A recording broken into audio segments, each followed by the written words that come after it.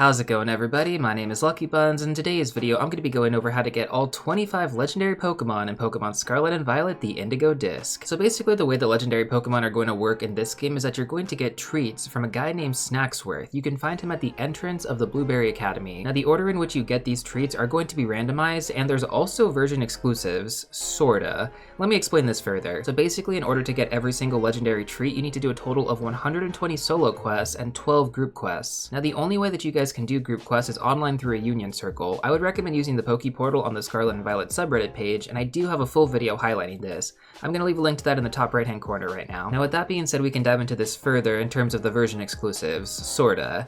So the treats are basically split into a few different categories. In both versions, from the solo quest, you guys can get Articuno, Zapdos, Moltres, and Kubfu treats. And then in both versions for the group quest, you can get Rayquaza, Kyurem, and Necrozma. Now for the rest of the legendaries, it's a little bit complicated, so I'm just going to try to break this down. If you guys have further questions, just let me know in the comment section down below. This is going to sound a little complicated, but basically if you have Scarlet as your main game, for the solo quest, you're going to get Raikou, Entei, Suicune, Ho-Oh, Latios, Groudon, Reshiram, Solgaleo, and Glastrier. But if you have Violet, those are going to be the ones that you get if you do the group quests online. Now if you guys have Violet as your base game, these are going to be the ones that you get from doing the solo quests. Lugia, Latias, Kyogre, Cobalion, Terrakion, Virizion, Zekrom, Lunala, and Spectrier.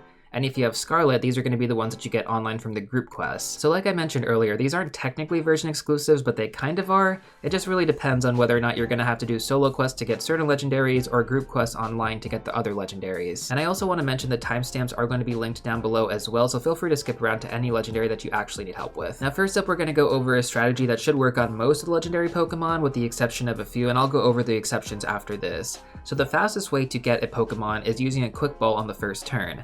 After that, you want to use a False Swipe Pokemon to get the Pokemon down to 1 HP and then switch to an Ultra Ball. However, under certain conditions, other Pokeballs do actually work better. For example, at nighttime, a Dusk Ball is going to boost your odds even more than an Ultra Ball would. For Water-type Pokemon, you can use a Dive Ball or a Net Ball, and I can also personally attest to this because I caught quite a few of my legendary Pokemon with Dive Balls, and I think I got 1 or 2 with a Net Ball as well. Now additionally, after 11 turns, you guys can also start using Timer Balls, as the catch rate does improve a lot after the 11th turn. Now I totally understand that these might not be the most appealing Pokeballs to catch your Pokemon in, so if you guys want to go for a very specific Pokeball like an Apricorn Ball, then use this strategy on top of everything that I just mentioned.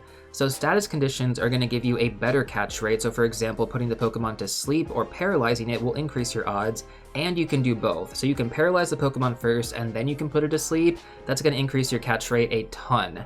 Combine that with like any of the other balls I just mentioned, or again like an Apricorn Ball of your choice, and you should have the best catch rate for that Pokemon. But again, it is like a 3% base catch rate, so it's still going to be difficult, but it's a lot more doable if the Pokemon is paralyzed and asleep. So basically that is the general idea of catching these legendary Pokemon, but of course there are going to be exceptions to these strategies that I just mentioned. So let's go over those Pokemon right now. So Ho-Oh and Lugia both have Recover, so keeping the HP low is going to be an ongoing struggle. Ideally you want to use a Pokemon that knows False Swipe plus Swords Dance so you can actually take it down to 1 HP really quick. Next up we have Kyogre that has access to Aqua Ring, so basically what this does is that it heals a small amount every single turn, which essentially means keeping it at 1 HP is going to be kind of difficult as well, but not really impossible. Not to mention, because Kyogre is a Water-type Pokemon in the ocean, you can also use a Dive or a Net Ball for this one specifically to make it much easier to catch. So Kyogre isn't that difficult compared to like Ho-Oh and Lugia, for example. Now next up we have Solgaleo, which uses Flare Blitz and Wild Charge. Both actually take recoil damage, which means that it's gonna KO itself a lot. Now next up we have Lunala, which is gonna be a Ghost type, so False Swipe isn't going to work on it because it's a physical move, and physical moves don't work on Ghost type Pokemon.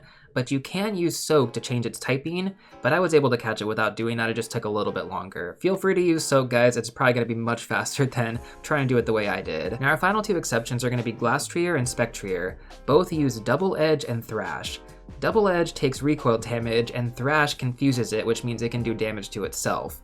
So yeah, that's kind of annoying. Not to mention Spectrier is also a Ghost type Pokemon, so you can't use False Swipe unless you use Soak on that one as well. So if it wasn't already crystal clear at this point, make sure that you guys are saving the game before you attempt to catch these legendary Pokemon. Now on the off chance that you forgot to save the game and you accidentally KO them, they should respawn the next day, so don't freak out. I always get these types of comments, and thankfully Game Freak has added it so you guys can get the legendary Pokemon again. They're not just going to despawn forever, so I feel like that was worth mentioning just to ease some of your anxiety. Now we're about to go over the locations for these legendary Pokemon, but before I do that, I feel like it's really important to note that all of these legendary Pokemon are going to be shiny locked. I'm not sure why this decision was made. I mean, enabling the shinies would have added like hundreds of additional hours to people's gameplay, but whatever, I guess that's just what Game Freak decided to do. That being said though, you can still bring in shiny legendary Pokemon from Pokemon Home, so if you guys still want to enjoy your shiny legendary Pokemon in Scarlet and Violet, that's going to be the way to do it. Now with that being said, we can finally go over where to actually find all these legendary Pokemon in Paldea, so let's go through that right now. Once again, timestamps are going to be linked down below. Skip ahead to anything that you actually need help with. So our first Pokemon is going to be Articuno. They're going to be located right near Montenerva, so you guys can fly over there.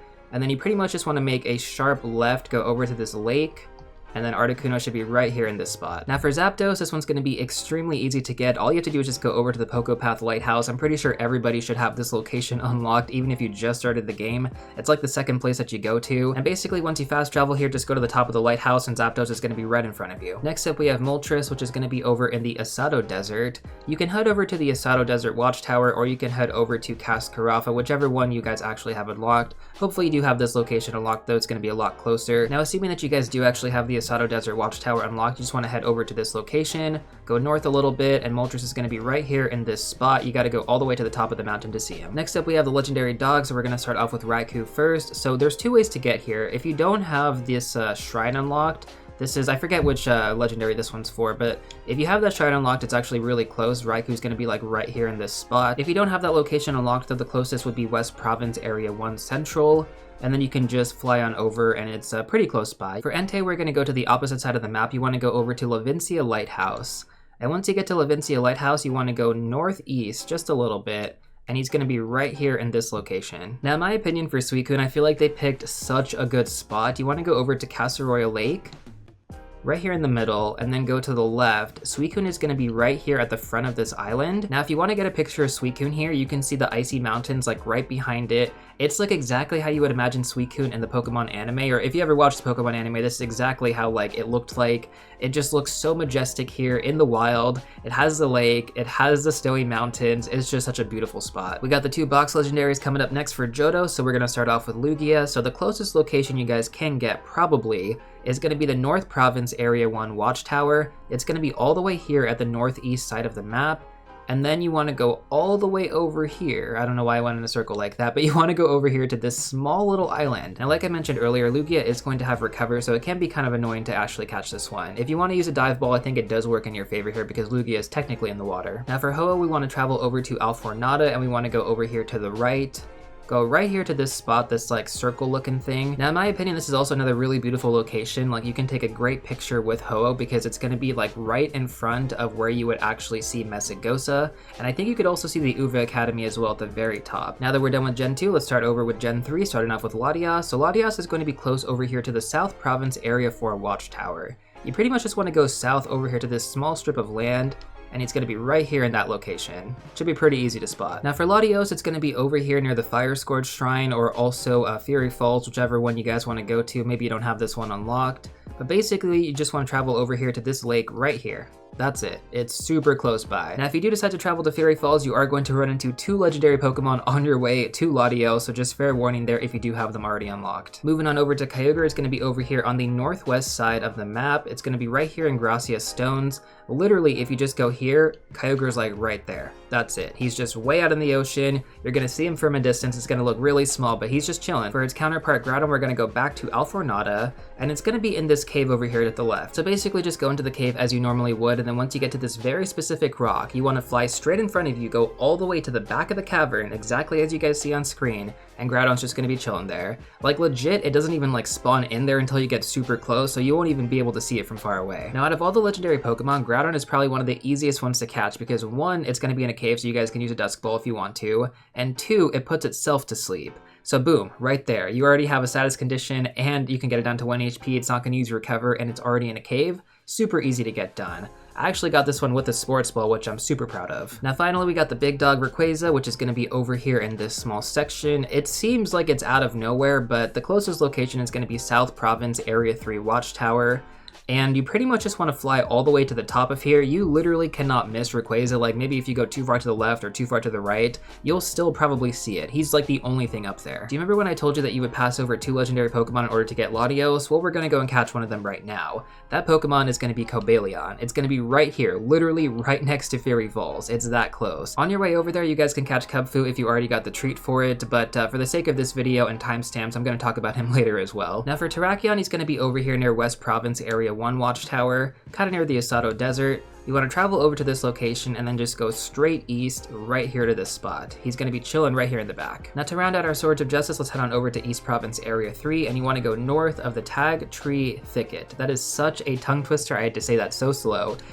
Virizion's gonna be right over here in this one spot. You really can't miss him, he's just gonna be right in the back of the mountain. Next up, let's find Reshiram. So Reshiram is gonna be over here in this city. I literally cannot pronounce it, so I'm not going to butcher the name, but basically just head on over to this city, and Reshiram is gonna be right here to the south, right here in this one little spot. Reshiram also has a pretty nice view of the entire city as well as you're standing up on this mountain. I love that they actually picked these locations so well. Let's head down over here to the south next. So this is gonna be where Zekrom is. There's literally no way to figure out exactly where he is.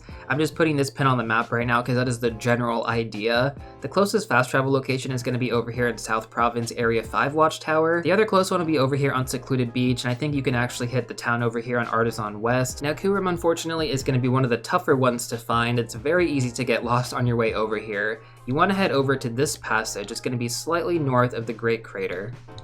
And then if we travel over here, Kyurem is going to be right here in this spot, but it doesn't really make sense because once you actually get here, it's a whole bunch of like confusing paths. Basically just follow the exact route that you see on screen right now and you should be okay. You're going to make a sharp left at a certain point, fall off a cliff, and Kyurem's just going to be right there. Now we talked about Solgaleo earlier, given that it's going to be a really difficult legendary to catch. The nice thing about Solgaleo is that it's actually a really easy location to find. It's going to be where the Pokemon League is, and it's going to be right here on top of the Battle Stadium. That's it, that's where Solgaleo's hanging out. Next up we got Lunala, which is going to be over here near Porto Marinata. Travel to this location and then just go north a little bit. Lunala is literally just hanging out on the side of a cliff, so it's really hard to miss it. Now unfortunately the same cannot be said for Necrozma, which seems to be a pattern here, right? Kyurem was kind of hard to find, Rayquaza was in a weird spot. Necrozma is also going to be in a weird spot. You want to head over to this shrine if you have it unlocked, but if you don't have it unlocked, the closest point would be Gracia Stones. You kind of have to keep an eye out for Necrozma because it's definitely hard to miss him, but he is like the only Pokemon on this mountainside, so if it's not completely dark outside, you should be able to spot him out, otherwise it may be a little bit difficult to see where he is. For some reason, Necrozma gave me such a difficult time, so I hope that doesn't happen to you guys. So next up we have Kubfu, and I said I was going to talk about this one again. It's basically just right in front of Fairy Falls. You probably already saw it twice if you were getting Latios or Cobalion. That being said though, I'm sure some of you guys are wondering how you can actually evolve your Kubfu. For those who don't know, Kubfu is one of the few legendary Pokemon that can evolve, and you do get the pre-evolution form in this game. It can either evolve into a single strike or a rapid strike Urshifu. Now in order to actually get the items to evolve Urshifu, you need to head back on over to Porto Marinata, and you want to go over to the auction house. From here, there's a specific seller that actually sells all the legendary items to either fuse Pokemon or evolve them or whatever. So for Solgaleo and Lunala to actually combine with Necrozma, you're going to get that item here as well. And the same thing can be said for Reshiram, Zekrom, and Kyurem. That item to combine them with Kyurem is going to be here as well. And I would strongly recommend picking up these items as soon as possible. Combining some of these legendaries just gives you an absolute powerhouse of a Pokemon. White Kyurem is one of my favorite right now. If you guys have any additional questions about these fusion Pokemon, just let me know in the comments section down below, but most of it should be pretty straightforward. We got 2 more legendary Pokemon to go over next, probably 2 of the most frustrating ones to catch as well. The next one is going to be Glastrier, which is going to be south of the Glaciado Gym. So literally guys, just go south to this like ruin looking thing, then go northwest a tiny bit. It's going to be like right here in this spot. It's kind of hard to miss it, but that should be the general location of where it's going to be. Now for Spectrier, it's going to be a little bit easier to find, so basically just head back on over to this passage where you went to get Kyurem, and instead of going north this time, you want to go left over to these ruins. Spectre's just going to be hanging out right here. Somehow I ended up catching this Pokemon in a netball. I just thought that the colors matched it really well, and I don't know how I did that. With that being said, that's basically everything that I have for you guys in this video, but there is actually a secret mythical Pokemon that I didn't get to talk about. I'm going to leave a link to that video right here. Before you go though, don't forget to smash the like button, subscribe, and I'll see you all real soon in the next one.